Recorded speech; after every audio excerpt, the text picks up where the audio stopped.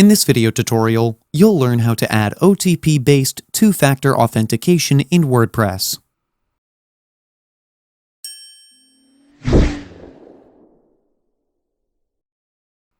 You can add two-factor authentication to your WordPress site. This ensures maximum security for your WordPress site and all registered users. To do this, first you need to install and activate the two-factor plugin. I've already installed it, but if you need help installing a plugin on your website, we have a video explaining how to install a plugin. I'll link it in the description below. Now, go to Users, if you're the only user on your site, then click on Profile. This is your user profile. And scroll down to two-factor options. Here, enable the email authentication option. And now, the authentication code will be sent to your registered email. Also, make it primary from here.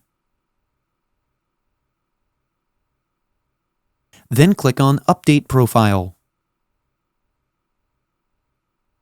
So, once the profile is updated, I'll just log out now.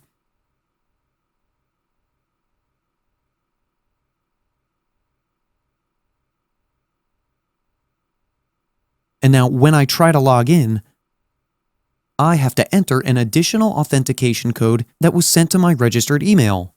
And when I enter that code, I can log into my WordPress dashboard. This is how you can add OTP-based two-factor authentication in WordPress.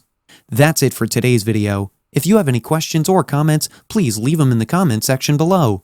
And if you like this video, please click on the like button. If you're new to our channel, hit the subscribe button and tap the bell icon so that you don't miss any of our future videos.